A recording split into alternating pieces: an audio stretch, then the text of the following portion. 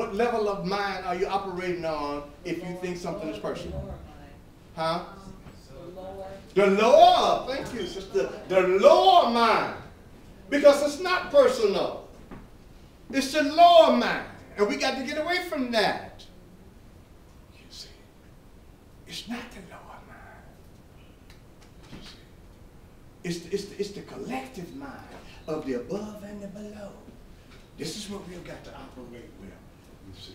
To go on, it says that then when we conform our practice to our knowledge, this is applied knowledge that we were talking about earlier.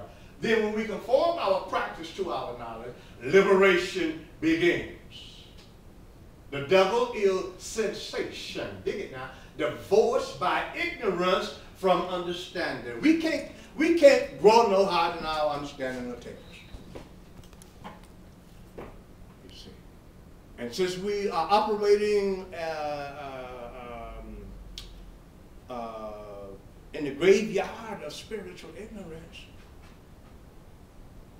our understanding keeps us at the level of a slave, a functional deliverer, without even realizing that's what the issue is. We think it's personal, but it's really collective. We're not the only one going through what we are going through, you know. Majority of our people go through this. The majority of our people do not have a job. Majority of our people are suffering on this planet. You see. And because of what? We don't want to claim our celestial heritage. You see. Yet, he is also what brings renewal.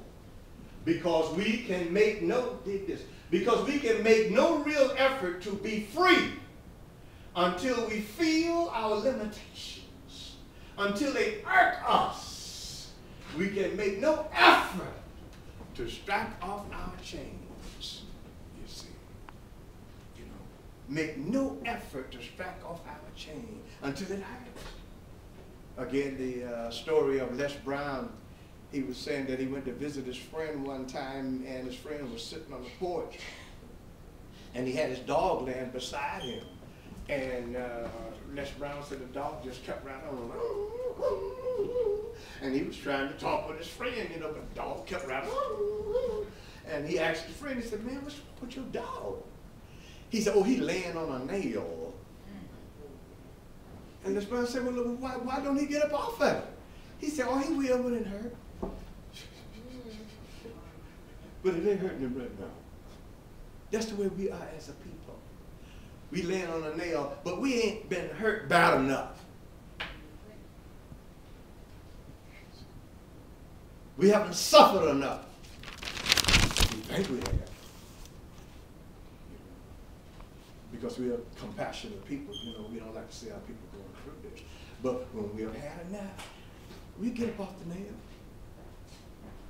Because you see, it's imaginary. It ain't even real. It's all in our mind. But if you don't have knowledge, you'll be thinking that it's real. Because you'll be operating from the lower mind. But when you're operating from the higher mind, you realize that everything that happened to you, it is the best thing that could have happened to you. How many of you love yourself? See there what I'm saying? How many of you have ever had a negative experience? Well then, you see, it was all those negative experiences as well as those positive ones that psychologically transform you and sculpt you into that beautiful specimen of a person that you say you love at this time. You couldn't love yourself if you had not had those negative experiences, if he had not treated you like he did. But you grew from the experience. And you overcame it. And you appreciate yourself more for having gone through it and having addressed it and having dealt with it. You're more knowledgeable now than you were before, and you really appreciate it. This is where we are. This is where we are. This is why the devil is your best friend if you know how to use it. Because what Satan says is this: you will burn until you learn. You see, negative experiences are like an electric prod. Just keep prodding us. Look, go ahead. Go ahead. Move on. You see. It is the negative that is better for you than the positive. Because it is the negative that induces you to get up off your comfort zone, motivates you and inspires you to reach out and find a better way than this. You see, forcing you to grow when you don't want to. So you see, Libra is what does this. Because as Libra says, Libra says, I am justice. You see, I am justice. In other words, nothing just happens. Everything happens just. And we leak an enormous amount of energy talking about injustices that is imposed or inflicted upon us. There is no such thing as an injustice that is imposed or inflicted on you. There are injustices that we believe that were imposed upon us. But the thing about it, when you fight injustice, it's a lifetime job. At what point, you know, do you start using some of that energy that you're fighting injustice to create a better life for yourself? You see, energy is energy is energy. How you going to use it? Fighting injustice, which is really chickens coming home to roost. Because the law is what goes around comes around, as we shall see soon. You see, but it's about understanding Libra's number. What is Libra's number? Anybody remember? 7. 7. 7. Sisters and brothers, we've got to understand that there is a reason why the Bible is so saturated with certain numbers and not others. Like the number 12. You see it all through the Bible. You see, 12 tribes of Israel, the 12 disciples. It just goes on and on and on with the number 12. 12 numbers on the clock. You know, 12 major organs in the human body, 12 signs of the zodiac. So 12 is just used indefinitely. But why 12? Where that number come from out of the blue? And then you look again, it's 7. It was used all throughout the Bible. Why 7? Why not 6? Why not 9? Like it took God 7 days to make the world, so to speak. There was 7 days a week. You see, 7. Libra's number. 7. So what are we really saying? We are saying that we need to become acquainted with ourselves, our body, in relationship to 7. And this is what Libra talks about. Because you see, the original swastika was not used by Hitler. Who used the original swastika? Ethiopian. Huh? He said Ethiopian. That's what he said. Ethiopian. Ethiopian?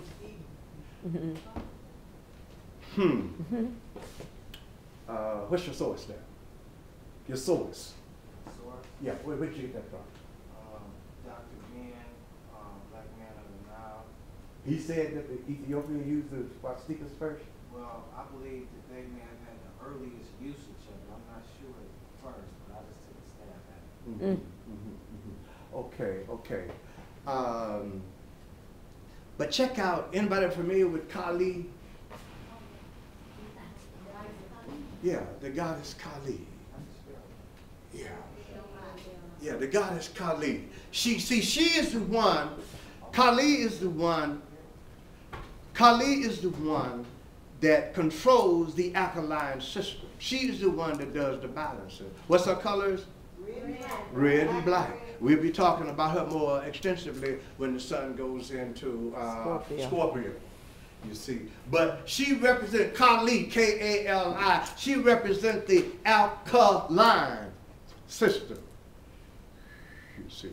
And over the temples, she was a Hindu goddess. Over the temples of her, over the doors of her temple, she has the swastikas carved, engraven over the doors. And she is quite an awesome sister. She really is. She really, and just about every time you see her with her tongue sticking out. You see. And where does she usually have her foot? Where?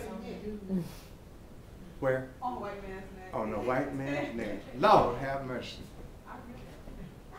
Yeah, on the white man's neck. I'm going to bring you a picture of it to show you when the sun goes into Scorpio so you see what I'm talking about. She got her foot on his neck and her tongue sticking out. So when they were able to take the power from those black sisters, what they did was, when they would call themselves creating a master race, you see, they took those symbols. Those symbols are really the sevens. Look at it now. It's not just a swastika, it's 4 sevens, back to back. You see it? Mm-hmm. You see, there's a 7 there, there's a 7 there backwards, and there's a 7 there, and there's another 7. You see. But those 7s are in accordance with the cycle of the woman's menstrual, which is 4 times 7, which is 28. Every 28 days, a woman has a menstrual cycle, if she's healthy. You see. Whatever sign the moon was in at the time of her birth, every time it gets back at that point, she's menstrual is going to commence. Every 28 days, that's the complete cycle. 7 is the completion of the cycle. 7 days a week. It's never 8 days a week. So these are rules, these are laws, this is what Libra is saying. Everything happens just. But it's what they say right here, the symbol of the dual society, which is similar to the swastika. See, you can see the 7s there, 7 there, 7 there, 7 down there, and then here it is again. The swastika of the day. There's a 7 there, 7 there. You know, but it says extraterrestrials and creation. In other words, it is bringing the heavens, the celestial into the terrestrial so that you can understand the correlation of what's happening on Earth is exactly what's happening in the heavens. You see, this is what we are dealing with. And that's what we need to understand, sisters and brothers, because if not, you will get lost out there. Now, where did the original swastika come from? It says that the original swastika was a symbol of the black sun, which is another name for the central sun. And its light is the soul of man. The soul of man. Hermes says there are 7 holes in our head, distributed to the 7 planets. Right ear to Saturn, left ear to Jupiter, right nostril to Mars, left to Venus, right eye to the sun, left to the moon, mouth to Mercury. Those 7 holes in our face correlate with the 7 planets in the heaven, and we do not know the relationship. You see. In fact, all of us didn't know we had 7 holes in our head. Not because that's too intelligent to know. It's just that we never knew it was something we should know. And we never knew that it correlated with the planets, because we didn't know that that was something that we should know. You see. But the 7 days of creation and the 4 great initiation, you see, you can go direct to God by simply taking the cerebral spinal system of the spinal cord. Or you can go, as they say, you can take the spiral path. You see, the spiral path is not as easy as one thinks, you see. Because you've got to be able to, you know, you got to have enough energy to take you up. You see. But most people do this. Keep going around and around and around. Or if they wake up a little bit, then they go here. But if you go straight up, you see, when you go straight up like that, you're eating from the tree of life. If you go straight up like that, you're living the kind of life that is alchemically transforming you into a balanced being. You are becoming a purified being.